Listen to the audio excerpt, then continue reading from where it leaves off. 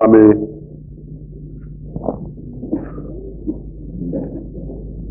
بڑی تفصیل اور شرح و بسط کے ساتھ سرور کائنات حضرت محمد الرسول اللہ صلی اللہ علیہ وعلی آلہ واصحابہ وبارک وسلم کی سیرت کے عنوان پر اور پھر آپ کی حیات طیبہ کے حوالے سے موجودہ حالات کے بارے میں اور آپ کی ذات مبارک کو آڑ بنا کر جو لوگ آپ کے پیروان اور فداکاران کے خلاف اپنی زبانوں کو تلواریں بنائے ہوئے اور اپنے قلموں کو زہر میں ڈوبے ہوئے تیر بنائے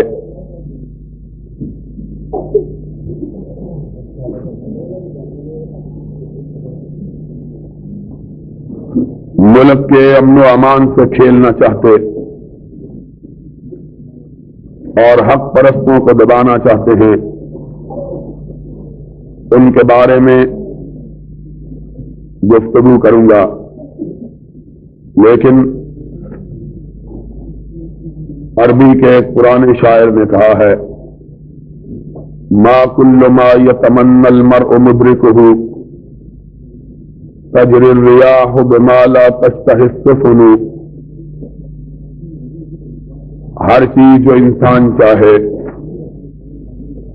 اس کا ہونا ممکن نہیں ہوتا، بسا اوقات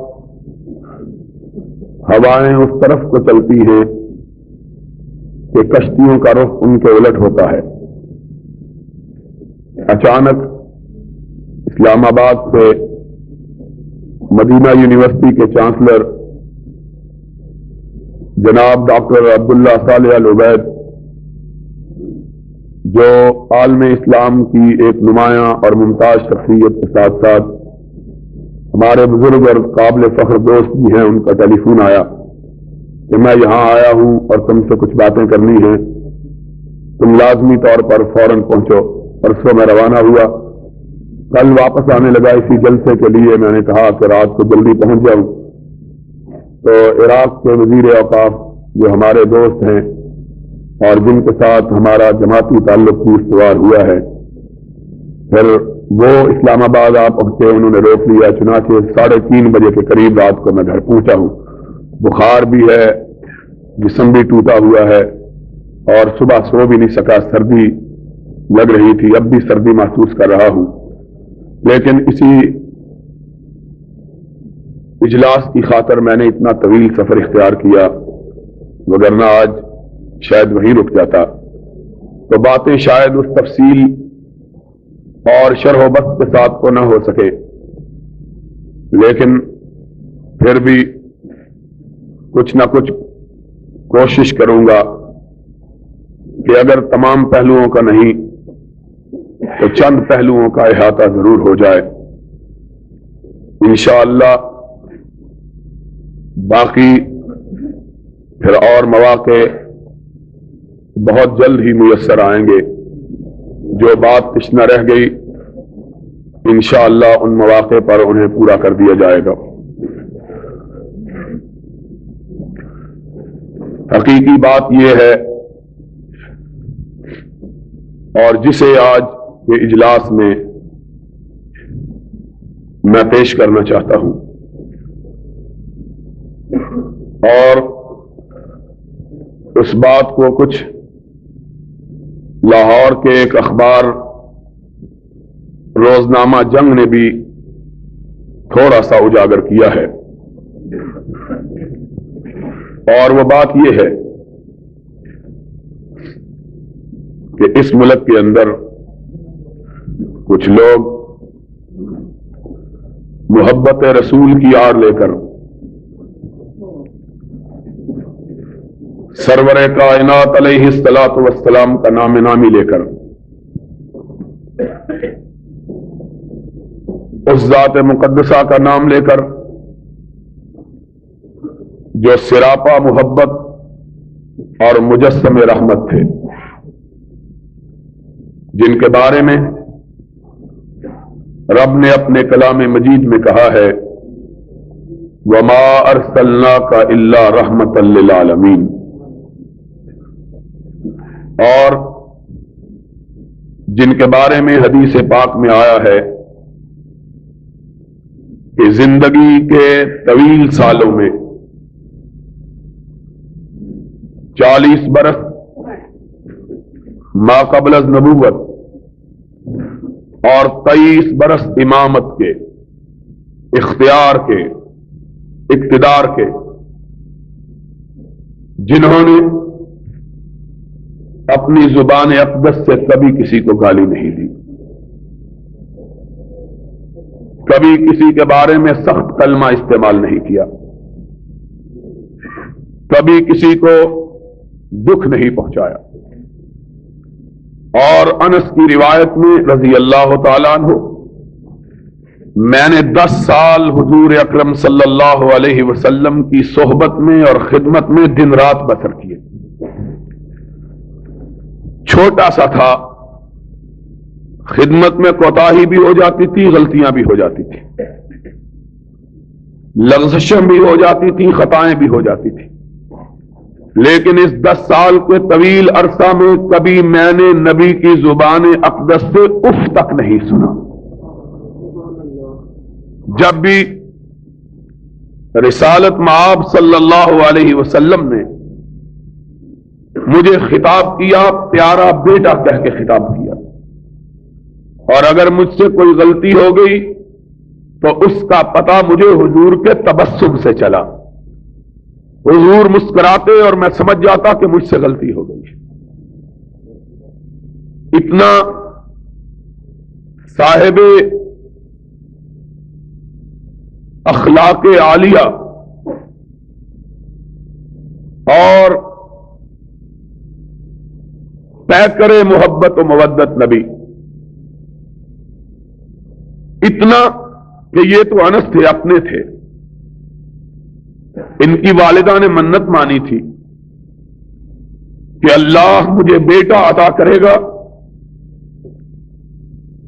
تو میں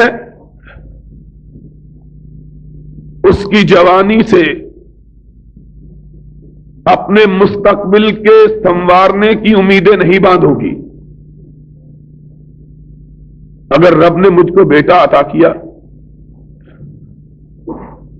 تو میری یہ منت نہیں ہے کہ میں اسے پالوں گی، پوسوں گی، پرورش کروں گی، اسے دوں گی، پروان چڑھاؤں گی تاکہ وہ بڑا ہو کے میری خدمت کرے، میرے لیے روٹی کمائے، میرے بڑھاپے کا سرمایہ بنے، بلکہ اللہ اگر تو نے مجھے بیٹا دیا اور میں نے اسے پرورش دی، وہ خدمت کے قابل ہوا، تو اللہ اپنے لیے نہیں مانگتی، میں اسے تیرے نبی کی خدمت کے لیے وقف کر دوں گی۔ تو یہ تو انس وہ انس تھے جن کو مانگا ہی نبی کی خدمت کے لیے گیا تھا، لیکن میرے آقا کے خلق عظیم کا عالم تو یہ تھا کہ اپنے تو اپنے، بیگانے اور مخالف بھی آپ کو گالی دیتے تو آپ کی پیشانی پہ سلوٹ تک نہ پڑتی، حتیٰ کہ ایک دفعے سرور گرامی علیہ الصلوۃ والسلام کے رفیق سفر، یار غار، آپ کے وزیر اول جناب صدیق اکبر رضی اللہ تعالی عنہ کو ایک غیر مسلم نے گالی دی، مسلمان بھی نہیں تھا، صدیق اکبر خاموش رہے. اس نے پھر گالی دی, آپ پھر خاموش رہے. اس نے پھر گالی دی, آپ کا پیمانہ صبر لبریز ہو گیا. آپ نے غصے میں آ کر اس کے جواب میں وہی کلمات اس کی طرف لوٹائے جو اس نے آپ کے بارے میں کہے تھے. ذرا اس نبی کی عظمت اور اس مجسم محبت اور پیکر رحمت کی شفقت اور اس کی بلند اخلاقی تو دیکھو کہ صدیق کہتے ہیں ابھی میری زبان سے اس کے جواب میں لفظ نہ نکلے تھے کہ میں نے دیکھا کہ کسی نے ریشم کی طرح کا ہاتھ میرے کندھے پہ رکھ دیا ہے. پلٹ کے دیکھا تو میرے سامنے سرور کائنات کا چہرہ مبارک ہے. آپ نے فرمایا صدیق چپ رہو, کچھ نہ کہو. جب تک تم چپ رہے تھے فرشتے تیری طرف سے جواب دے رہے تھے, اور جب تم نے گالی دی جواب میں فرشتوں نے کہا اب یہ جانے اور اس کا کام جانے.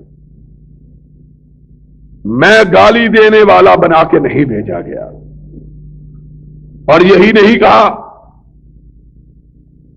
بلکہ ساتھ ہی یہ بھی ارشاد کر دیا, فرمایا میرا ماننے والا بھی گالی گلوچ کرنے والا نہیں ہوتا. کوئی مومن نہ لعان ہوتا ہے, نہ سباب ہوتا ہے, نہ شتام ہوتا ہے. وہ مومن ہی نہیں جو لوگوں کی عزت و آبرو سے کھیلے. ایسا نبی جس کے تحفظات کا عالم یہ ہے کہ جب وہ اس کائنات سے رخصت ہو رہا ہے حد نظر تک پھیلے ہوئے اس کے رفقا, اس کے تلامذہ, اس کے فداکار, اس کے جانثار اس کے سامنے ادب سے بیٹھے ہوئے ہیں. وہ جانثار کہ اگر اس کی پلک کا اشارہ ہو تو اپنے دلوں کو اپنے سینے چاک کر کے اس کے پیروں کے اندر رکھ دیں. ایسے فداکار کہ اگر وہ حکم دے تو پہاڑوں کی چوٹیوں سے چھلانگ لگا دیں, سمندروں کے سینوں کے اندر گھس جائیں, اپنا سب کچھ اس کے اشارے پہ لٹاتے ہوئے یہ سمجھے کہ ہم نے کچھ بھی نہیں کیا ہے. ایسے جانثار جن کی محبتوں کا اور عقیدتوں کا عالم یہ ہے, جن کے احترام کی کیفیت یہ ہے کہ انہوں نے ساری زندگی نگاہ بھر کے بھی اپنے محبوب کے چہرے کو نہیں دیکھا ہے. آنکھ اٹھاتے ہوئے حیا آتی ہے, کہیں پوری نگاہ سے دیکھنا نبی کی توہین نہ ہو جائے. اتنا پیار, اتنی عقیدت, اتنا احترام کہ سرور کائنات حضرت محمد الرسول اللہ صلی اللہ علیہ وسلم کی طرف آنکھ اٹھا کے دیکھنا بھی وہ ان کی عظمت, ان کی شان اور ان کے احترام کے منافی سمجھیں. وہ عقیدت مند بیٹھے ہوئے ہیں. سرور گرامی علیہ الصلوۃ والسلام کا آخری دور ہے, آپ کے آخری ایام ہیں. اختلاف کی بات تو ہم سے یہی ہے نا، ہم کو گالی دینے کا سبب یہی ہے نا، ہمارا جرم اور ہمارا قصور یہی ہے کہ ہم نبی کی زندگی کے ابتدائی حالات کا بھی ذکر کرتے ہیں اور آخری کا بھی ذکر کرتے ہیں، اور جرم کیا ہے؟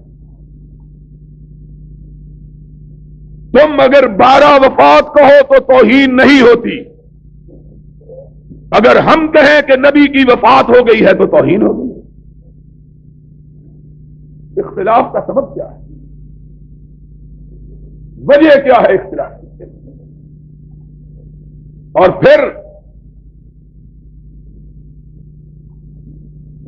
میں بات کو بہت زیادہ نہیں پھیلانا چاہتا، ابھی بہت سے دوستوں نے اپنی بات کہنی ہے، لیکن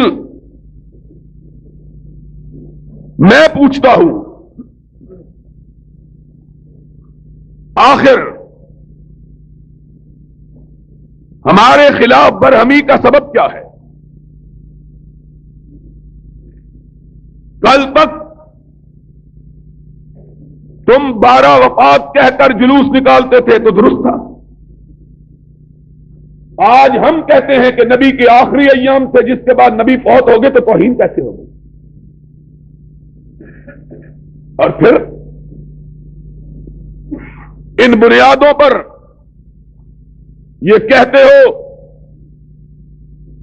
کہ امام کعبہ کے پیچھے نماز نہیں ہوتی، امام مدینہ کے پاس پیچھے نماز نہیں ہوتی، اور ہم نے اگر کہا کہ جس کی نماز امام کعبہ کے پیچھے نہیں ہوتی اس کے پیچھے ہماری نماز بھی نہیں ہوتی ہے، پھر اس میں تکلیف کی بات کیا ہے؟ ہمیں سمجھ نہیں آئی، میں یہاں موجود نہیں تھا، یہ اخبارات یہ اس کا فوٹوگرافر ہے، کوئی نمائندہ تو نہیں ہوگا شاید، لیکن خسرو نے کہا تھا کہ کسے پڑی ہے کہ جا سناوے، پیارے پی کو ہماری بتیاں،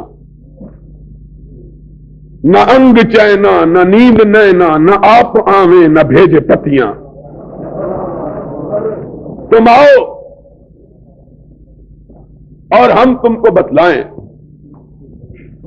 اس ملک میں فحاشی کو فروغ دینے والے اخبارات، دین کا مذاق اڑانے والے اخبارات، بدماشی کو پھیلانے والے اخبارات اور فحاشی کو فروغ دینے والے اخبارات، اپنی ماں بہنوں کے جسموں کو سجانے والے اخبارات، ہاکی کی ٹیموں کی تصویریں چھاپنے والے اخبارات، اور یہ ضیاء الحق سیرت النبی کے نام پر کانفرنسیں کروانے والا ضیاء الحق، بھٹو کے دور میں ہاکی ٹیم کا اعلان ہوا، مسلمانوں نے احتجاج کیا، بند ہو گئی، آج سیرت النبی کے ایام میں ربیع الاول کے مہینے میں مسلمان بیٹیوں پر مشتمل ہاکی ٹیم کو میچ کھلوائے جاتے اور بے حیا وزیروں سے ان کے مسافے کروائے جاتے، اور ان کی تصویریں یہ بے حیا اخبارات اپنے اخبار کے صفحات پہ چھاپتے،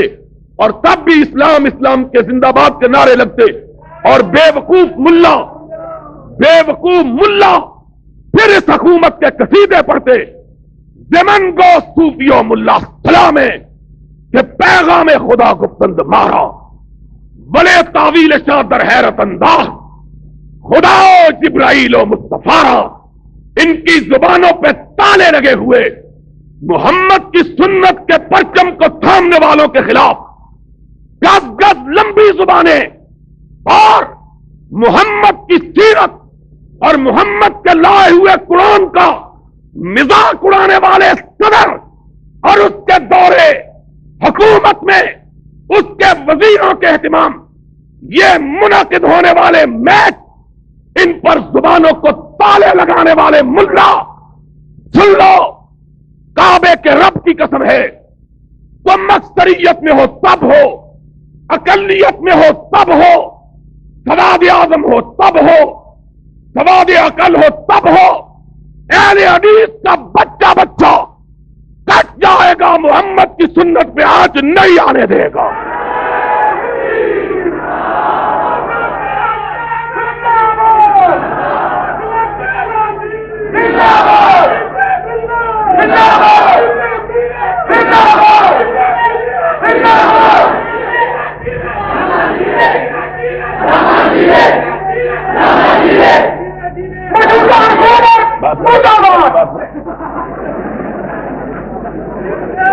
آج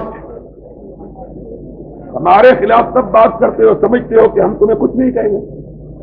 میں نے کہا تھا جنگ فورم میں، سینے پہ ہاتھ مار کے کہتا ہوں، بے غیرت نہیں ہوں، وہ کوئی اور ہوگا، ہم نہ ہوں گے۔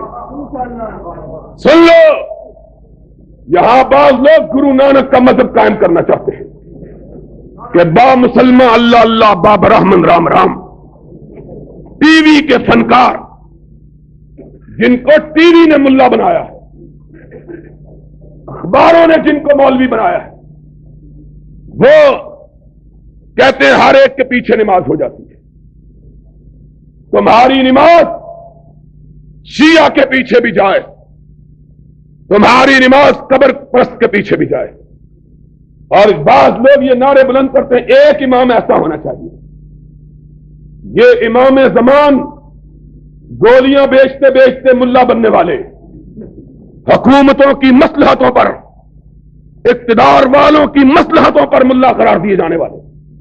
سن لو، کعبے کے رب کی قسم ہے، جو رسول کی سنت کی پاسداری کے سلسلے میں کعبے کے امام کے پیچھے اور رسول کے مصلی کے وارث امام کے پیچھے نماز نہیں پڑھتا، حکومت کا قانون بھی آ جائے ہم اس کے پیچھے نماز پڑھنے کے لیے تیار نہیں ہے۔ کیا کرتے ہو تم؟ کیا کہتے ہو؟ سن لو، میں کہتا ہوں، میں کہتا ہوں، نہ بزدل ماں کا بیٹا ہوں، نہ بزدل ہوں۔ سن لو، اگر یہ بات دیال حق کہے، کعبے کے رب کی قسم میں اس کی صدارت کو ماننے کے لیے تیار نہیں۔ کیا ملا، یہ 2 رکعت کے امام کچی روٹی اور پکی روٹی پڑے ہوئے؟ اور مبارک ہو ان لوگوں کو جنہوں نے کام شیعوں کے پیچھے بھی نماز پڑھنے کے لیے، ان کو مبارک ہو۔ جو صدیق کو گالی دیتا ہے، میں اس کے ایمان کو ماننے کے لیے تیار نہیں، اس کی امامت کو کیسے مانوں گا؟ تم بے غیرت ہو، تمہیں بغیر کی طرح۔ ہم دنیا میں اسی لیے بدنام ہیں، اور خدا کے فضل و کرم سے قیامت کے دن یہی سرٹیفکیٹ بدنامی کا ہماری نجات کا سبب بن جائے گا انشاءاللہ۔ کہیں گے خونے نہ کردائیں کسے را نہ کشتائیں، خونے نہ کردائیں کسے را نہ کشتائیں، جرمم ہمی کے عاشق روئے تو گشتائیں۔ کوئی گناہ نہیں کیا، چوری نہیں کی، ڈاکہ نہیں ڈالا، کسی کی عزت پہ حملہ نہیں کیا، لیکن اگر ہم کو کہو کہ امام کائنات کی امامت کے ماننے سے دستکش ہو جائیں، اس کو چھوڑ کر روح سیاہوں کو اپنا امام مان لیں، اس کے رخ زیبا سے اپنی نگاہ ہٹا لیں، اور اس کے چہرے کو دیکھ لیں کہ جس کا چہرہ دیکھنے سے آدمی کو رات کی روٹی بھی میسر نہیں آتی ہے، جمعراتیوں کے پیچھے نمازیں پڑھنی، مردوں کے پیچھے نمازیں پڑھنی ہم سے نہیں ہوتا۔ جا اور ظفر SM ظفر، یہ نیا مفتی پیدا ہوا ہے، کیا کہیں، یہ کچھ دوست ہیں، داور حشر میرا نام آیا مال نہ پوچھ کہ اس میں کچھ پردہ نشینوں کے بھی نام آتے ہیں۔ ظفر بھی بولا ہے اسلام کے موضوع، یاری نہ ہوتی تو میں اس کو بتلاتا کہ جو بدبخت پیر پگاڑا کو اپنا پیر مانتا ہے اس کی بدبختی میں شبہ کیا ہو سکتا ہے؟ جو جواریے کو اپنا پیر مانے وہ ہم کو فتویٰ دے تمہاری نماز جواریے کے پیچھے بھی شرابی کے پیچھے بھی تمہاری نمازیں ہو جاتی ہیں کیونکہ پڑھی نہ پڑھی برابر ہے. ہم نماز پڑھتے ہیں اس کے لیے جس کے بارے میں خلیل نے کہا تھا ان صلاتی و نسکی و محیای و مماتی للہ، نہ نیاز اس کے سوا کسی کے لیے نہ نظر کسی کے لیے. تمہارا جینا بھی پیر کے لیے مرنا بھی پیر کے لیے. اللہ تمہیں قبر بھی اسی کی نصیب کر دے تاکہ عذاب میں کمی نہ ہو. اس کے لیے اسپیشل عذاب کے فرشتے رکھے گئے ہیں. ہم سے کیا بات کرتے ہو؟ کہتے ہیں جی بڑی، اور وہ بات کرتے ہیں جنہوں نے ساری زندگی کبھی نماز پڑھی نہیں، جن کو عید کی نماز پڑھنی نصیب نہیں ہوئی ہے کبھی. سلطانہ بھی بولا ہے سارے ملک کو دو لخت کروانے والا. کہتا ہے بڑا افسوس ہوا ہے سنی شیعوں کے پیچھے نہیں پڑھتے، شیعہ سنیوں کے پیچھے نہیں پڑھتے. جب یہ ہوگا میں ابھی پڑھ لوں گا. تو نہ ہی پڑھے تو اچھا ہے کیونکہ آتی تو تجھ کو ہے نہیں، پڑھنا کیا ہے تو نے. ہمارے اللہ بخشے ایک بڑے پیارے دوست ہوا کرتے تھے، نام نہیں لیتا کچھ سمجھ جائیں گے. بہت میرے ساتھ ان کا بڑا تعلق تھا. پچھلے دنوں ان کی یاد میں جلسہ بھی منعقد ہوا. ہر سال میں آتا تھا لیکن میں اس دفعہ نہیں تھا. ایک دفعہ کی بات ہے، ہم نوابزادہ نصر اللہ خان کے پاس بیٹھے ہوئے تھے. وہاں ایک بڑے آدمی کا ذکر آ گیا. ہمارے دوست بہت بے باک آدمی تھے. انہوں نے ناؤ دیکھا نکاؤ دیکھا 4-6 سنا دی. ایسی کی تیسی یہ بڑا بنا پھرتا ہے کیا ہے. دوسرے دن کسی کام کے لیے انہیں ان کے پاس جانے کا اتفاق ہو گیا. عصر کی نماز کا وقت تھا.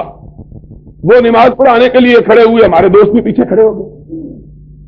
دوسرے دن شام کو نوابزادہ صاحب کے پاس ہی مجلس جمی تو ایک آدمی نے کہا دیکھو جی نواب صاحب یہ کل یہ کہہ رہے تھے آج ان کے پیچھے نماز پڑھ کے ہیں. کیا لگا کیوں جھوٹ بول رہے؟ منو وضو کر دیا ویکھیا صحیح. اس طرح کی نمازیں میں نے تو نماز بے وضو. تمہارا کیا ہے؟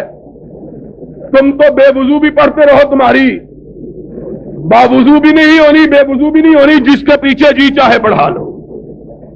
تمہارا کیا ہے؟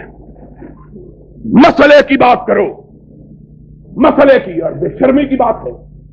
میں نے وہاں کہا تھا ساری دنیا کے لوگ جانتے ہیں کہ اہل حدیث ہر مسئلے میں بہت روادار واقع ہوئے ہیں. ہر مسئلے میں روادار، اتفاق کے حامی، اتحاد کے دائی. آج اس اسٹیج سے بھی کہتا ہوں کہ ہم سے بڑا اتفاق اور اتحاد کا دائی کوئی نہیں ہے. ہم اتحاد کے دائی ہیں. یہ بھی بتلاتا ہوں کس طرح. ہم سب سے بڑے اتحاد کے دائی ہیں. ہم کو گالی دے لو تب بھی اتحاد کرنے کے لیے تیار. ہم کو برا کہہ لو تب بھی اتحاد کرنے کے لیے تیار. ہم سے لڑ لو تب بھی اتحاد. لیکن ہمارے آقا کی سنت کی توہین کر دو، کعبے کے رب کی قسم جان دینا گوارا ہے، ہاتھ ملانا گوارا نہیں ہے. بات ہے. میں نے وہاں کہا تھا بدیانتی سے نہیں چھاپا. میں نے کہا تھا جو لوگ کعبے کے امام کے پیچھے نماز نہیں پڑھتے ان کے پیچھے ہماری نماز. تم کہو ان کے پیچھے ہو جاتی ہے، ہم ابھی تمہاری نماز جنازہ پڑھنے کے لیے تیار. ہمارا کیا ہے؟ ہم تمہارے پیچھے بھی پڑھنے کے لیے تیار ہیں، تمہاری بھی پڑھنے کے لیے تیار ہیں. لیکن اگر تم کہو کہ کعبے کے مدینے کے کہتے کیا ہے فتویٰ چھپا کہ جس نے مدینے کے امام کے پیچھے نماز ادا کی اس کا نکاح ٹوٹ گیا. ایک عورت نے مجھ کو ٹیلی فون کیا، اس نے کہا علامہ صاحب نماز میرے خاوند نے پڑھی ہے، نکاح میرا ٹوٹ گیا ہے، اس میں جرم میرا کیا ہے؟ میں نہیں سمجھی بات. نماز تو میرے خاوند نے پڑھی، نکاح مولوی نے میرا توڑ دیا ہے، میرا کیا قصور ہے؟ میں نے کہا نہ تیرے خامند کا قصور ہے نہ تیرا قصور ہے، قصور اس بدبخت مولوی کا ہے۔ اس نے کہا کئی گھروں سے ہمیں نکاح کا بلاوا نہیں آیا، چلو اسی بہانے تجدید نکاح کی فیس تو مل جائے گی۔ یہ تو وہ لوگ ہیں۔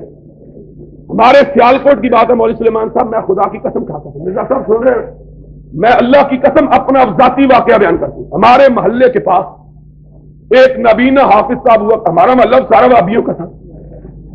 اللہ کا شکر کچھ ہمارے اندر تب بھی سختی آ گئی ہے کہ ہمیں اس طرح کی کوئی بات دیکھنے کا موقع ہی نہیں ملا۔ کیوں جی حافظ صاحب ساری وابی تھے گرد و پیش میں۔ ہمارے محلے کے سامنے ایک محلہ تھا، میں چھوٹا سا تھا 10-9 برس کا جب میں نے قرآن حفظ کیا، یہ حافظ عالم بیٹھا ہوا یہ میری غلطیاں نکالا کرتا تھا، میں جا کے ایک حافظ تھا پڑوس میں، یہ تو دکانداری کرتے تھے، میں نے اب دور کرنا ہوتا تھا اور گرد و پیش میں کوئی حافظ نہیں تھا، ایک نبینا حافظ تھا بریلوی، اس کے پاس جا کے دور کیا کرتا تھا۔ 9 برس کی عمر، لیکن وہابیوں کو ذہن شروع سے ہی کچھ اس طرح کا خراب ہی ہوتا ہے۔ ایک دن ایک آدمی اس کے پاس آیا، کہنے لگا حافظ جی میرا منڈا مر گیا، جنازہ پڑھا دو۔ حافظ محمد علی اس کا نام تھا، نبینا تھا۔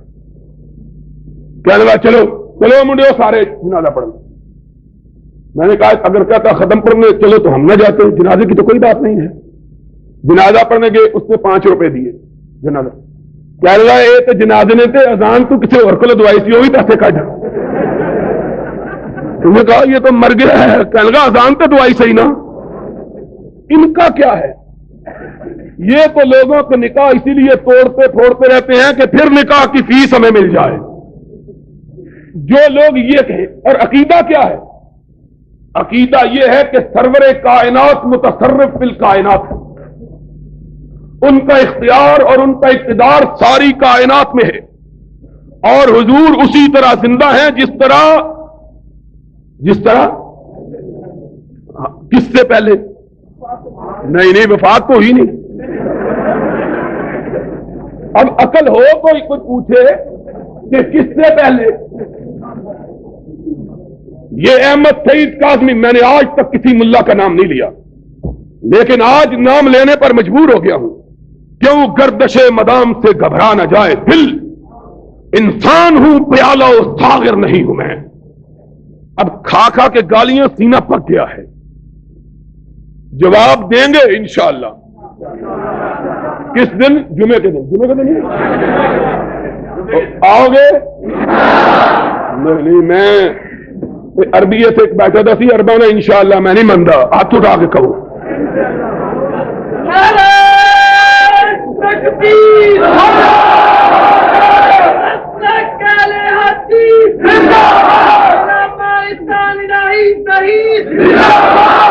کہا اس ملا نے توہین کی بات کر رہے تھے، قاری پروفیسر سعید صاحب بھی عجیب سادہ آدمی ہے، میں نے دیکھا جیڑا بندہ پروفیسر ہو جاتا وہ سادہ ہو جاتا نال۔ توہین کی ہے، توہین کیا توہین کی ہے؟ توہین یہ کہتے ہیں، آؤ میں تم کو بتلاتا ہوں توہین کون کرتا ہے، ذرا سامنے تو آؤ۔ میں پچھلا جمعہ یہاں پہلا جمعہ میں نے پڑھایا ہے، میں گیا ہوا تھا مصر، یمن اور سعودی عرب کانفرنسوں کے سلسلے میں، آتے ہی لوگوں نے بتلایا، بڑی ٹیپیں سنائی، بڑی گالیاں۔ میں نے کہا یار ان کے سنانے کی کیا ضرورت ہے، ان کا چہرہ دیکھ کے ہی گالیوں کا تصور یاد آ جاتا ہے۔ اور کسی نے کہا نا، کوئی بندہ گیا، سارے گاؤں والے اس کو کہتے بدھو ہے بدھو ہے، اس نے کہا گاؤں ہی چھوڑ دو، اس گاؤں میں کیا رہنا جس سارے گاؤں والوں نے بدھو کا نام ہی رکھ دیا ہے۔ ایک دوسری بستی میں چلا گیا، وہاں تو نور پہ روٹی لیں گا، کوئی ایسی حرکت کی، اس نے کہا بدھو ہے تو کتوں آ گئے ہیں؟ اس نے کہا تجھ کو کیسے پتا چل گیا ہے میرا نام یہ؟ اس نے کہا تیرے چہرے میں اتنے فٹک پہ ہی دی ہے۔ ان کی میں نے کہا ان کو بتلانے کی کیا ضرورت ہے کہ گالیاں دی ہیں، ان کے چہرے پر ہی گالیاں لکھی ہوئی ہیں۔ ماشاءاللہ ان سے کوئی اور چیز کی توقع کیا رکھی جا سکتی ہے؟ حیرانگی کی بات تو تب ہے کہ گالی نہ دیں، اگر گالی دیں تو تعجب، اور قرآن سنانا ہماری قسمت میں، گالی سنانا ان کی قسمت میں، یہ تو اپنی اپنی قسمت کی بات ہے۔ تو کہا گالیاں توہین، میں نے کہا جس کو غزالی دوراں اور متکلم زمان کہتے ہیں اور جو سب سے بڑا ان کا رہنما ہے، احمد سعید کاظمی، سید احمد سعید کاظمی صاحب، ہم بے ادبی سے نام نہیں لیتے، خدا ان سے جو چاہے سلوک کرے، ہمارا کیا ہے۔ سید صاحب نے اپنی کتاب حیات بعد الممات نام رکھا ہے حیات بعد الممات، اور لکھتے کیا ہیں؟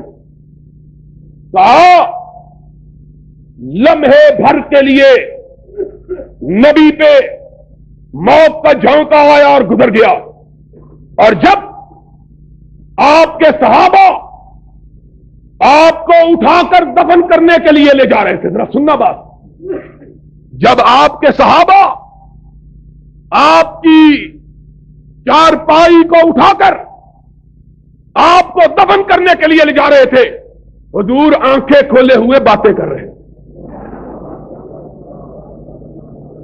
ہنستے ہو اور رو ماتم کرو، ہنسنے کی بات نہیں، رونے کی بات۔ مولوی بس کر، رونے کی بات ہے، ہنسنے کی بات نہیں۔ میں نے کہا اس سے بڑی نبی کی توہین کیا ہو؟ ظالموں، یہ فاطمہ کا بابا ہے جس کے بارے میں یہ گستاخی کرتے ہو۔ تمہارا باپ ہو اور آنکھیں کھولے ہوئے باتیں کر رہا ہو، میں دیکھوں تم اس کو مٹی کے نیچے کیسے دفن کرتے ہو۔ تمہارا باپ نہیں تھا نا، فاطمہ کا باپ تھا، یہ عائشہ کا شوہر تھا، اس لیے اس کے بارے میں ایسی گستاخی کرتے ہو۔ کبھی اپنی بیٹیوں کے باپ کے بارے میں بھی تو ایسی بات کرو کہ وہ باتیں کر رہا تھا، آنکھیں کھولے ہوئے تھا، اور ہم اس کو اٹھاتے۔ تم نے کیا تاثر دیا ہے قوم کو؟ صدیق و فاروق، وہ فاروق کہ رسالت کے احترام کا عالم یہ تھا، ایک آدمی نبی کی بارگاہ میں حاضر ہو کر اونچی آواز سے گفتگو کرتا ہے، فاروق کے چہرے پر سلوٹیں پھیل جاتی ہیں، صحابی دیکھتے ہیں فاروق کے لب پھڑپھڑا رہے ہیں، چہرہ غصے سے سرخ ہے۔ کیا دیکھا؟ نبی کی نگاہ پڑی، فاروق کے چہرے کو دیکھا، پھر اس کے ہاتھ میں نگاہ گئی، دیکھا تلوار کے دستے کو پکڑے ہوئے ہاتھ لرز رہا ہے۔ نبی نے کہا فاروق رک جاؤ، فاروق رک جاؤ، فاروق رک جاؤ۔ فرمایا آقا، آنکھوں میں آنسو آ گئے، آقا میرے سامنے کوئی آپ سے اونچی آواز میں بات کرے، کعبے کے رب کی قسم ہے اگر آپ کا احترام رکاوٹ نہ بنتا تو اب تک اس کی گردن کٹ چکی ہوتی۔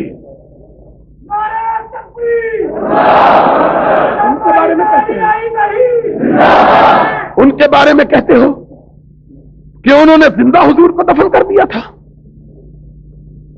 حضور آنکھیں کھولے ہوئے باتیں کر رہے تھے اور منو مٹی حضور کے اوپر ڈال دی تھی۔ کوئی تمہیں حیا نہیں آتی؟ اس ملا کو کہو جس نے یہ لکھی ہے، ایک دن کے لیے ذرا وہابیوں کو تو تجربہ کرنے دے اپنی ذات اقدس پر، ذرا دیکھ تو صحیح، ہم مولوی سلیمان کو گورکن بنا کے تیرا حشر کیا کرواتے ہیں، دیکھ تو صحیح، حیا نہیں آتی۔ اور یہ تو سعید کاظمی صاحب تھے۔ اب ذرا بات سن لو، عادت نہیں ہے مجھ کو، لیکن گرچہ ہو مشاہدہ حق کی گفتگو بنتی نہیں ہے بادہ ساغر کہے بغیر۔ آج تم نے اگر مجبور کر دیا ہے اپنے اکابر کے چہروں کی نقاب کشائی پر تو ذرا سن لو، گستاخی کی بات کرتے ہو۔ میں نے ایک کتاب لکھی، بتایا نام نہ لینا ممنوع ہے، یہ ٹھگنے، یہ ہم جیسے بلند قامت لوگوں کی کتابوں کو ممنوع قرار دیتے ہیں اور سمجھتے ہیں ہم کہیں گے اچھا جناب میں نے تب بھی کہا تھا، آج بھی کہتا ہوں، لاہور کے اس جلسے میں تمہارا یہ حکم میرے بوٹ کی نوک پر نہیں مانتا، جاؤ جو جی چاہے کر لو۔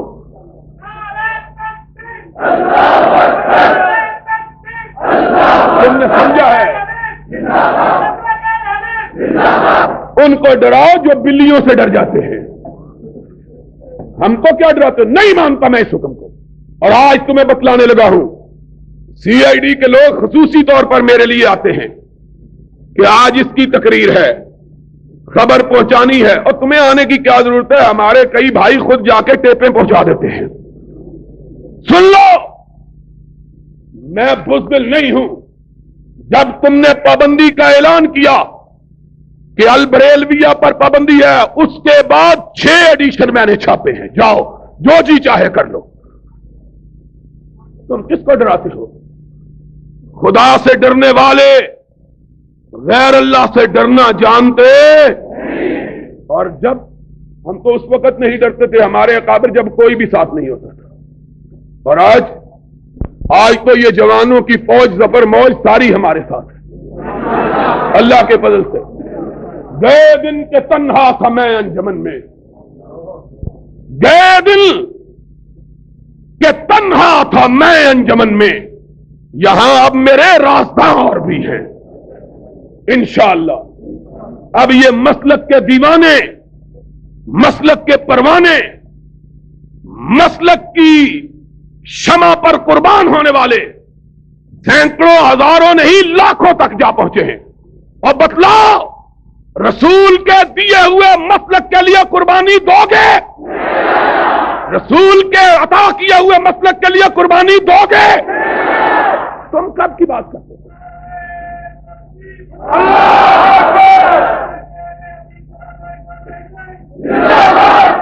یہ وہ نوجوان ہیں جن کے بارے میں اقبال نے کہا تھا، اگر جواں ہو میری قوم کے جسور و غیور، کلندری میری کچھ کم سکندری سے نہیں۔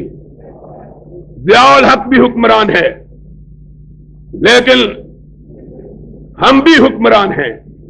سن لو، ہم آتے ہیں، لوگ زندہ باد کے نعرے لگاتے ہیں، لوگ آنکھیں بچھاتے ہیں، یہ آتے ہیں تو راستے صاف کرواتے ہیں، کسی کی نظر اس کو نہ لگ جائے۔ یہ بھی حکمران ہے، راستے صاف کرواتے ہیں۔ میں نے پوچھا یہ مال روڈ آج کیوں بند ہے؟ کہنے لگے امیر المومنین کی سواری آ رہی ہے۔ میں نے کہا امیر المومنین کی سواری آ رہی ہے تو مومنوں کو کیوں روکتے ہو؟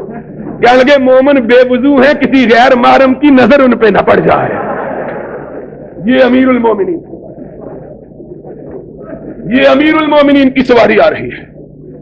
کیوں طاؤس خان ٹھیک ہے کہ نہیں؟ بابا بڈھا ہو گیا، ویسے بڑا جوان ہے ماشاءاللہ، اور دیں گا بابیاں واسطے قربانی بابا، اور زندہ باد۔ کہتے ہیں کیا باتیں کرتے ہو؟ ان کے بڑے نے کہا کتاب لکھی، کہنے لگے پابندی لگاؤ۔ ہم نے تو کبھی کسی کتاب کے بارے میں نہیں کہا پابندی لگاؤ، ہم نے کہا اور لکھو تاکہ لوگوں کو تمہاری حقیقت کا پتہ چلے۔ لکھو گے تو پتہ چلے گا، روشنی ہوگی تو ظلمتیں بھاگے گی۔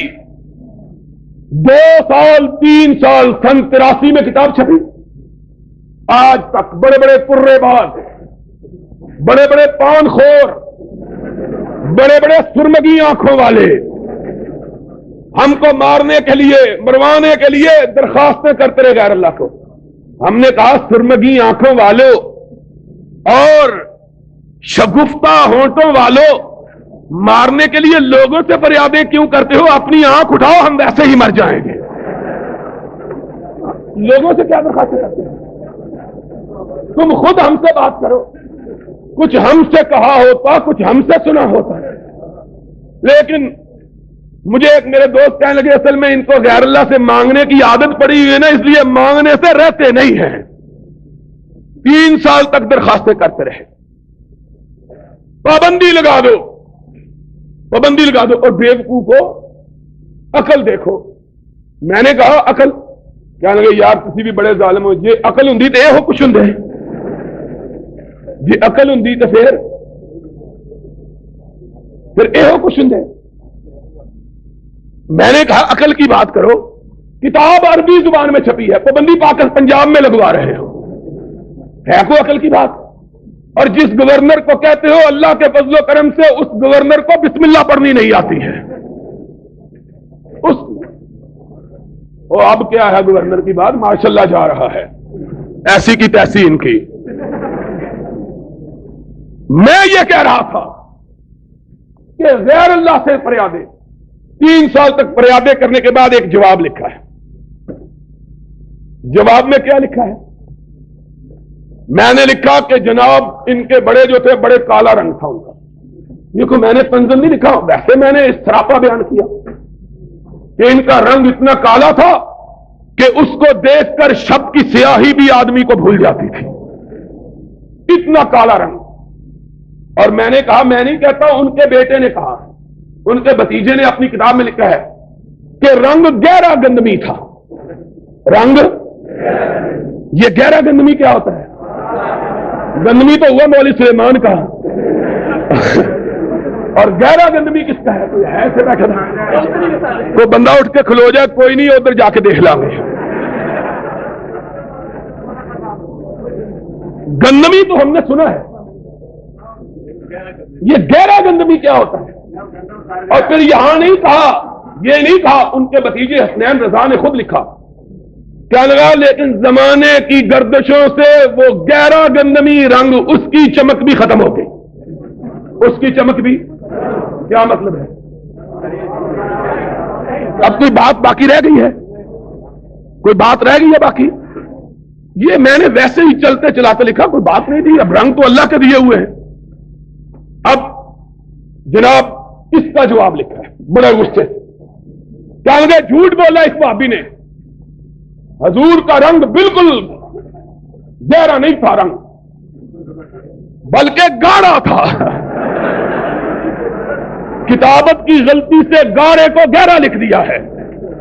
میں نے کہا ہوئے تم دوست جس کے دشمن اس کا آسماں کیوں ہو, جس کے وکیل صفائی تم ہو, انشاءاللہ اس کو پھانسی لگنے سے کوئی بچا سکتا. مجھے بات یاد آ گئی, ہمارے دوست ہیں رفیق باجوہ صاحب, نیازی صاحب کا کیس تھا. نیازی صاحب کو 1 مہینے کے لیے سزا گورنمنٹ نے دی, 1 مہینے کے لیے جیل میں بھیجا اپنے نیازی صاحب. باجوہ صاحب ان کے وکیل مقرر ہوئے, سزا کی مدت ختم ہو گئی, باجوہ صاحب کے دلائل ختم نہیں ہوئے. میں عدالت میں گیا, یہ تو ہے نا سیاسی. میں نے کہا نیازی صاحب یہ پھانسی لگنا سی کہ کنے پیسے دیتے جے وکیل نو؟ کہہ گے 3200 روپیہ. میں کہا کم 32 روپے میں کرنے تیار تھا, یہ پھانسی لگنا پھر 3200 روپیہ دینے کی ضرورت ہے. میں نے کہا باجوہ صاحب ایک نئی درخواست دے رہے ہیں مزاق میں. میں نے کہا کہہ گے کیا؟ میں نے کہا انہوں نے آج درخواست دینی ہے چیف جسٹس کو کہ ان کی نظر بندی کی میعاد میں توسیع کر دی جائے تاکہ میرے دلائل ختم ہو جائیں. یعنی رہائی کے لیے کیس لڑ رہے ہیں اور اس کی نظر بندی کے دن ختم ہو گئے, دلائل ختم نہیں ہوئے ہیں. یہ حال ہے انسان. کہنے لگے گہرا نہیں, وہ تو کتابت کی غلطی, گاڑا رنگ تھا. میں نے کہا اس نے تو بیچارے نے لحاظ کیا, ملا تو نے گاڑے پر لک پھیر دی ہے. یہ جواب ہے, یہ جواب دیا ہے. کاش اہل حدیثوں کا یہی تو قول ہے اپنے نبی کی اقتداء میں. قل ہاتو برہانکم ان کنتم صادقین. اپنی زبانوں کو تلواریں اور اپنی کلموں کو بندوقیں مت بناؤ, دلیل سے بات کرو. تم کہتے ہو سعودی عرب نے قبریں گرا دی ہیں, ظلم کیا.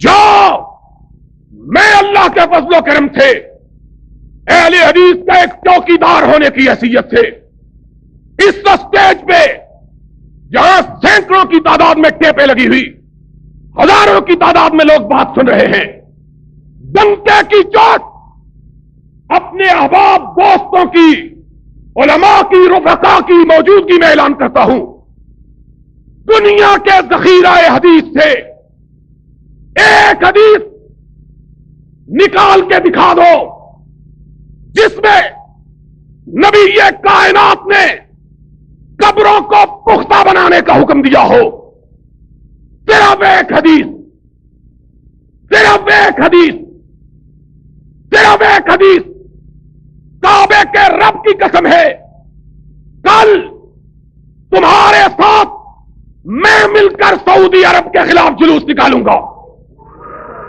اور کہوں گا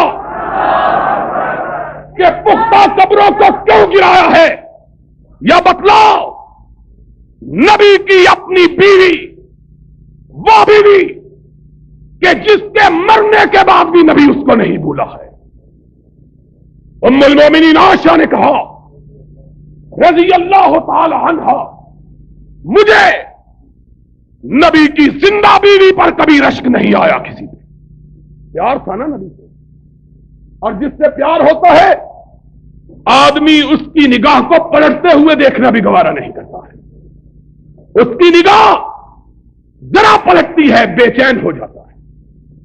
صدیقہ کائنات کی کل کائنات نبی کا وجود اقدس تھا، اس نے خود کہا مجھے کبھی نبی کی کسی زندہ بیوی پہ رشک نہیں آیا، آیا تو خدیجۃ الکبریٰ پہ آیا، میں نے اس کو دیکھا بھی نہیں تھا۔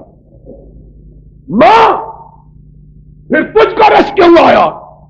کہا جب بھی خوشی کی بات ہوتی میرے آقا کہتے کاش آج خدیجہ موجود ہوتی، جب بھی کبھی غم آتا نبی کہتے کہ خدیجہ کیسی عورت تھی، جب لوگ مجھے زخم لگایا کرتے وہ اپنے دوپٹے کو پھاڑ کے مجھ پہ مرہم رکھا کرتی تھی، خدیجہ وہ خدیجہ۔ کہا قربانی کا دن آتا نبی کے رشتہ دار بنو ہاشم کے سردار موجود ہوتے، نبی یہ کائنات گوشت کٹ گیا تھا، اپنی ازواج مطہرات کو فرماتے میری بیویوں گوشت کی تقسیم کی ابتدا کرنی ہے تو میرے خدیجہ کی سہیلیوں سے کرنی ہے، سب سے پہلے قربانی کا گوشت اگر بھیجا جائے تو میری خدیجہ کی سہیلیوں کو بھیجا جائے۔ ایک دن اماں نے کہا آقا کیا بات ہے؟ خدیجہ کو کائنات سے رخصت ہوئے 10 برس ہو گئے، آپ کبھی کسی موقع پر اس کو نہیں بھولتے؟ آپ نے فرمایا عائشہ تم نہیں جانتی، جب ساری کائنات میری تکذیب کر رہی تھی اکیلی خدیجہ میری تصدیق کر رہی تھی، ساری کائنات محمد کو جھٹلا رہی تھی اور خدیجہ میری کمر ہمت کو بندھا رہی تھی، دنیا والے مجھ کو مٹانے پہ تلے ہوئے تھے اور خدیجہ مجھ کو دلاسا دیتی تھی کلا واللہ لا یخزیک اللہ ابدا انک لتحمل الکلا وتنصر المظلوم وتعین علی نوائب الحق۔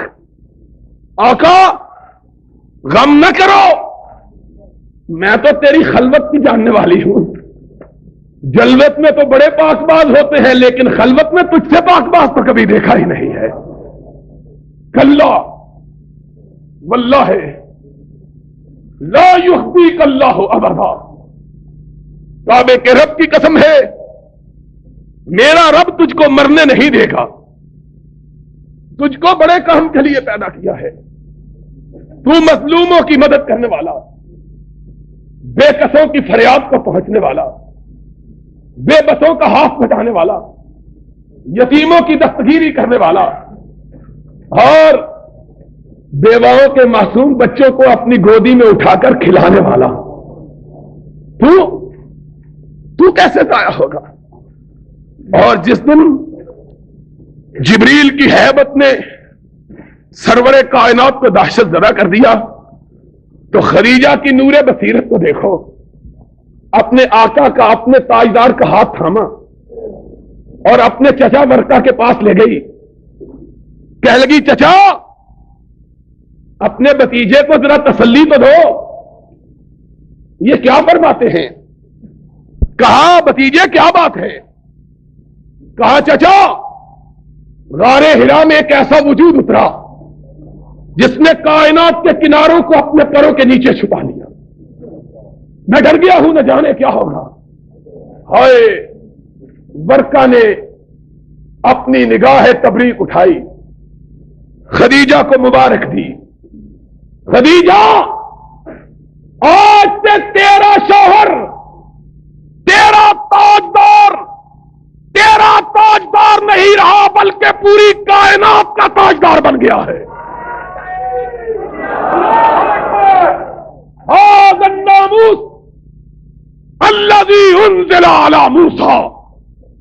محمد تجھ کو مبارک ہو کہ آج تجھ پہ وہ فرشتہ آیا ہے جو اللہ صرف اپنے محبوبوں پہ بھیجا کرتا ہے. هذا الناموس. اور پھر اپنے اوپر نگاہ ڈالی. یا لیتنی کنت جزا.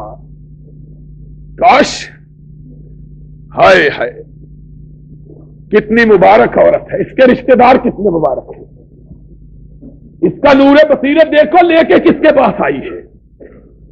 یہ ہے نور بصیرت. اسی لیے کہا جاتا ہے مشورہ کرو تو کسی محب سے کرو, محبت کرنے والے سے, اچھے آدمی سے, کیونکہ مشورے والے بھی لٹیا ڈبو دیتے ہیں. کہا یہ جتنے حکمران آئے ہیں ان کا بیڑا غرق اللہ کے فضل سے مشیروں نے کیا ہے. یہ مشورہ دینے والے, لیکن اس عورت کا نور بصیرت دیکھو. مشورے کے لیے لے کے گئی تو کس کے پاس لے کے گئی؟ کس کے پاس؟ ایسا جہاں دیدہ انسان. ابھی حضور نے کلمہ نہیں پڑھا, کلمے کی دعوت نہیں دی, پہلے ہی ایمان لے آیا. کہنے لگا یا لیتنی کنت جزا. ہائے میں اس دن جوان ہوتا جب تیری قوم تجھ کو تیرے وطن سے نکالے, میں تیری مدد کرتا. ہائے ہائے. اسی لیے محدثین نے کہا ہے کہ انشاءاللہ دعوت سے پہلے ہی ورقہ کا انتقال ہو گیا. دعوت کا آغاز ابھی نہیں ہوا تھا. محدثین نے لکھا ہے انشاءاللہ جو لوگ فطرت پر اٹھیں گے اور جنہوں نے نبی کی دعوت کو نہیں پایا لیکن جنت میں جائیں گے, انشاءاللہ ان میں ورقہ ابن نوفل بھی ہوگا. یہ وہ بندہ ہے جس نے سنی بات, کہنے لگا یا لیتنی کنت جزا. ہائے کاش میں اس دن جوان ہوتا جب تیری قوم تجھ کو نکالے گی, میں تیری مدد کرتا. نبی نے کہا اب مخرجیہم, کیا میری قوم مجھ کو نکالے گی؟ فرمایا جس نے بھی تیری بات کی اس کو تیری قوم نے ضرور نقصان پہنچایا. اور وہابیوں خوش آ جا, ورقہ کی حدیث کے مطابق آج نبی کے سچے ساتھی کائنات میں اگر ہو تو تم ہو, کیونکہ تمہیں بھی اسی طرح دکھ پہنچایا جاتا ہے جس طرح نبیوں کو دکھ پہنچایا گیا تھا.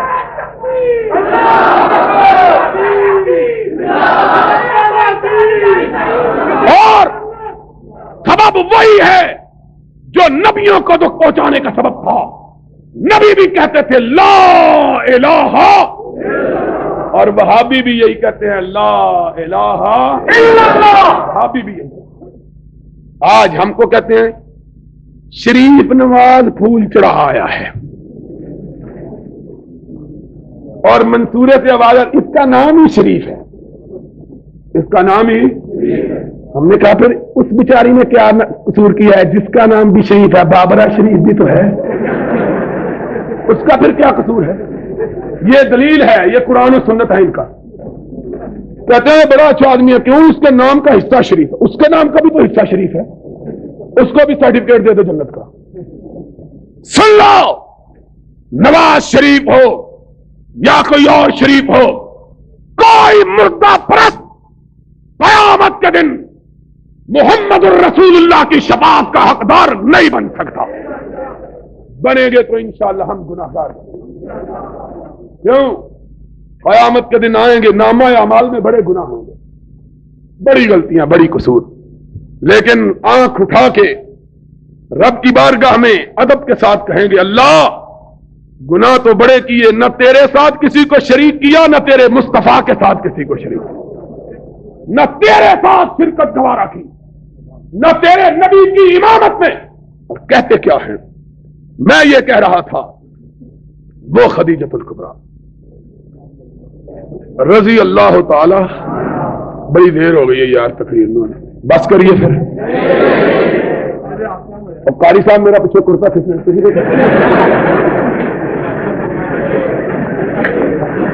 اور قاری صاحب نے سن کے جاؤ گے کوئی اعتبار نہیں, سن کے جاؤ گے. قاری صاحب انہوں نے راستہ چھڑنا نہیں دے اور بک کے آج پھر مقابلہ ہو جائے بک کا بھی 1 بجے تک ہے. بہرحال میں یہ کہہ رہا تھا کہ ساری کائنات میں اما عائشہ کے فرمان کے مطابق اگر کسی کا پیار سے حضور نے بے پناہ نام دیا تو خدیجہ الکبریٰ. اور بتلاؤ خدیجہ الکبریٰ حضور کی زندگی میں فوت ہوئی کہ نہیں؟ حضور نے اس کی قبر پختہ بنائی تھی کب تک؟ نہیں, تم جھوٹ بولتے ہو. ان کو کہو ہم جھوٹ بولتے ہیں, تم کوئی حدیث دکھا دو, تم حدیث دکھا دو, انشاءاللہ بھابی چندہ کر کے تمہاری قبروں کو پختہ کر دیتے ہیں. انشاءاللہ انتظار کریں گے کب تم مرو, کب سیمنٹ کی بوریاں تمہارے اوپر رکھیں. اسی مرزا صاحب نو ٹھیکہ دے دیں گے تھوڑی قبرہ بنا دیں. تم کرو بات, کوئی حدیث دکھاؤ. سید الشہداء قیامت تک آنے والے شہیدوں کا سردار کون ہے؟ حمزہ. تاریخ کے چہرے کو ضیاء بخشی ہے, ناقدو وقت کی رفتار بدلنے کے لیے میں نے مجبور زبانوں کو نوا بخشی ہے. کج کلاہوں کی رعونت کا اڑایا ہے مذاق, میں نے تاریخ کے چہرے کو ضیاء بخشی ہے. آج کہتے ہو پختہ مزار, قبے, جبے, لائٹیں, اور جس کے اندر روشنی نہیں باہر ٹیوبیں لگا لو تب بھی روشنی ہو سکتی, اور جس کے اندر روشنی ہے اس کو واپڈا کی بجلی کی ضرورت ہے. اندر تاریخ ہے, یہ نبی اونجی لوڈ شیڈنگ ہوئی دی ہے. سنو نبی کی زندگی میں حمزہ فوت ہوئے کہ نہیں, شہید ہوئے کہ نہیں؟ اتنا پیار تھا نبی کو, اتنا پیار, اتنا پیار کہ کم لوگوں کو معلوم ہے کہ نبی سے حمزہ کی تہری رشتہ داری. عام لوگوں کو یہی پتا ہے کہ چچا تھے, یہ تو ٹھیک ہے, تہری رشتہ داری تھی. تہری کسی کو پتا ہے؟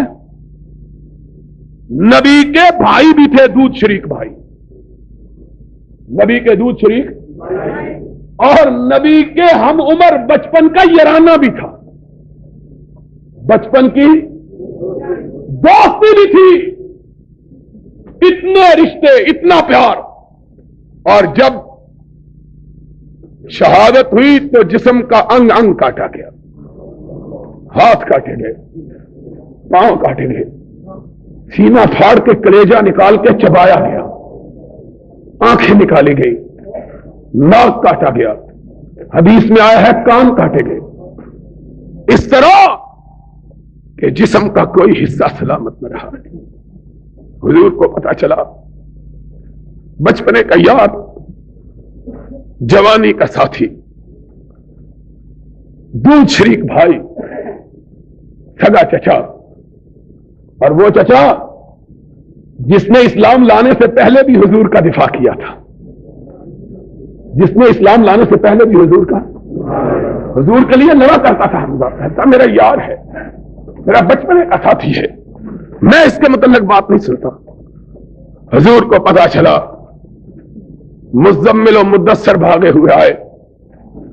وہ چادر جس کا ذکر آسمان والے نے اپنے قرآن میں کیا ہے, اپنے کندھے مبارک سے اٹھائی, حمزہ کی کٹی اور پھٹی ہوئی لاش کو دیکھا, اپنی چادر مبارک حمزہ کی ناش مبارک پہ ڈال دی.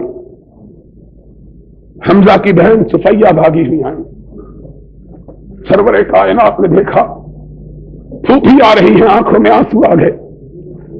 کہا میں اپنی پھوپھی کو کون سے حمزہ کا چہرہ دکھاؤں, کوئی عضو سلامت نہیں ہے. حضور کھڑے ہو گئے, پھوپھی پلٹ جاؤ. عرض کرنے لگی بھتیجے تم صرف بھتیجے ہی تو نہیں, میرے آقا بھی ہو, اگر حکم ہے تو پلٹ جاتی ہوں. لیکن اگر اجازت دے دو تو اپنے بھیا کی لاش کو دیکھ لوں. آپ نے فرمایا تو بھی لاش دیکھنے کے قابل نہیں رہی ہے. ظالموں نے اس طرح ظلم کیا کہ کوئی عضو بھی تو سلامت نہیں رہا. دیکھو گی تو کیا دیکھو گی؟ ہائے نبی کے گھرانے کی عورتوں، تم پہ خدا کی لاکھوں رحمتیں ہوں. تم نے امت کو کیا درس دیا؟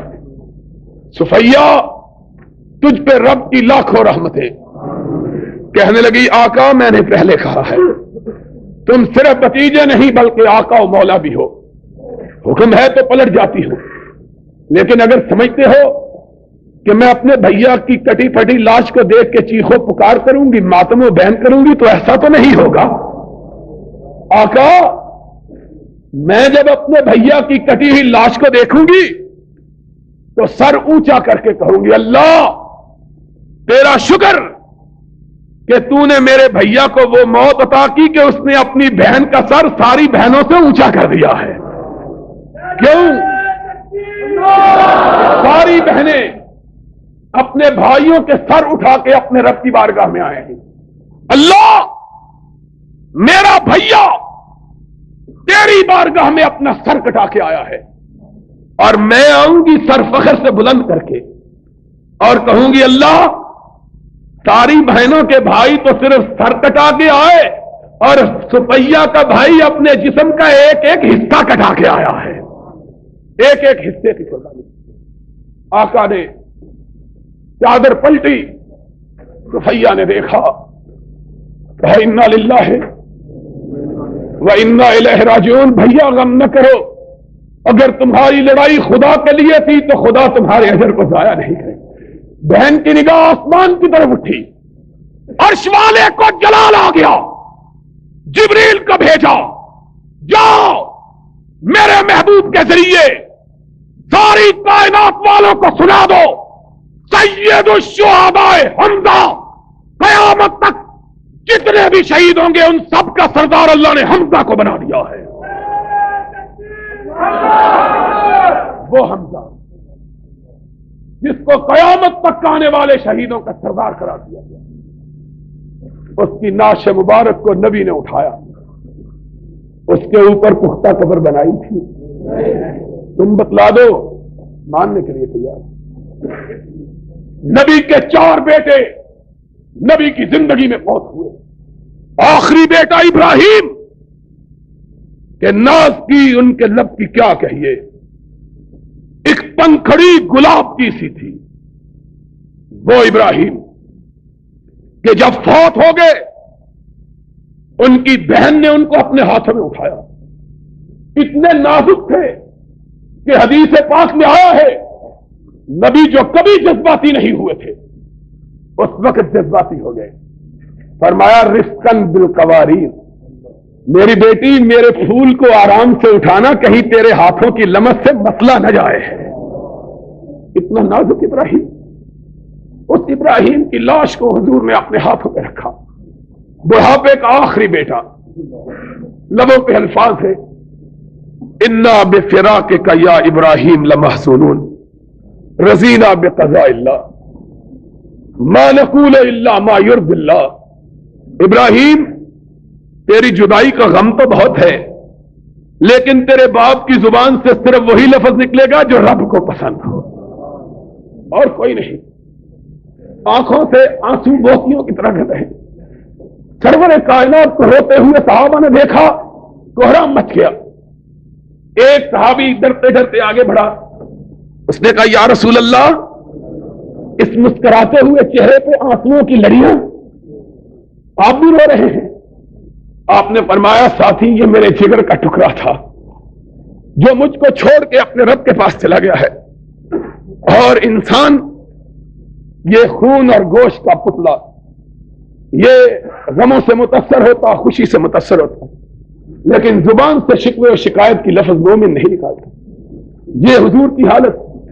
اٹھایا بیٹے کو، قبرستان میں دفن کیا. جاؤ بخاری شریف، مسلم شریف، ترمذی، ابو داؤد، نسائی، ابن ماجہ، مسند احمد، موطا امام مالک، حدیث کی ساری کتابیں اٹھاؤ, صحابہ سے کوئی ایک روایت مت لاؤ کہ کسی نے کہا ہو جہاں حضور نے اپنے بیٹے کو دفن کیا کسی کو اس کی قبر معلوم بھی تھی کہ نہیں تھی. کپڑے مٹنے کے لیے فرمان رسول علی کو یہ اہل حدیثوں کے ہاتھ میں ما رأیت قبرا مشرفا الا سویتا ولا صورتا الا طمستا. اے علی جاؤ, جو بالش سے قبر اونچی نظر آئے اس کو برابر کر دو, جو مورتی نظر آئے اس کو مٹا دو. اہل حدیث رسول کا پیغام لے کر قبروں کو مٹانے کے لیے نکلے. تم قبروں کے بنانے کے لیے کوئی جھوٹی حدیث ہی دکھا دو, کوئی دکھا سکتی. لڑتے ہیں اور ہاتھ میں تلوار دی, لڑتے ہیں اور ہاتھ میں. دوستو, ہمارا مسلک صرف ایک بات پہ مبنی, اور اس بات پہ فخر, اس بات پہ ناز, غرور نہیں کہ غرور اسلام کے اندر جائز نہیں, لیکن خدا کا شکر, اور تم بھی شکرانہ ادا کرو کہ آج اس گئے گزرے دور میں اگر کوئی خم ٹھونک کر سینے پر ہاتھ مار کر ڈنکے کی چوٹ یہ بات کہہ سکتا ہے کہ میرا مسلک صرف وہی ہے جو محمد الرسول اللہ نے ابو بکر و عمر کو دیا تھا, اس میں کوئی ملاوٹ نہیں. کعبے کے رب کی قسم وہ صرف ایک مسلک ہے اور وہ تمہارا مسلک اہل حدیث ہے, اور کوئی مسلک کائنات میں ایسا موجود نہیں ہے. جاؤ لوگوں سے پوچھو, ساری دنیا کے مسلک والوں سے, کوئی کہے گا بزرگ کی ملاوٹ ہے, کوئی کہے گا امام کی ملاوٹ ہے, کوئی کہے گا فقیہ کی ملاوٹ ہے, کوئی کہے گا محدث کی ملاوٹ ہے. ہم نے کہا جس میں بھی ملاوٹ ہو, چاہے ملاوٹ کتنی پاکیزہ ہی کیوں نہ ہو, اس کو خالص دودھ خالص وہی ہے جو بھینس کے تھنوں سے نکل کر آ. اگر اس کے اندر روح کیوڑا ملا دیا جائے تو دودھ خالص ہوگا, اگر اس کے اندر زمزم کا پانی ملا دیا جائے دودھ خالص وہی ہے جس کے اندر کوئی آمیزش نہیں, اور مسلک خالص وہی ہے جس کے اندر نہ کسی امام کی, نہ کسی فقیہ کی, نہ کسی محدث کی, نہ کسی شیخ کی, نہ کسی بزرگ کی, نہ کسی پیر کی, نہ کسی اونچے کی, نہ کسی کالے کی, نہ کسی گورے کی کوئی ملاوٹ نہ ہو, بلکہ بات وہی کہے جو محمد کریم نے کہی تھی. اور وہ کیا ہے؟ ایک ہاتھ میں رب کا قرآن ہو, دوسرے ہاتھ میں محمد کا فرمان ہو. انشاءاللہ جب تک ہم زندہ ہیں قرآن کو بھی اونچا رکھیں گے, محمد کے فرمان کو بھی اونچا رکھیں گے. جو لڑے گا اس کا مقابلہ کریں گے, پشت پھیر کر نہیں بھاگیں گے کہ ہماری تاریخ میں پشت پھیرنے والے کو اپنے قبیلے کا فرزند نہیں.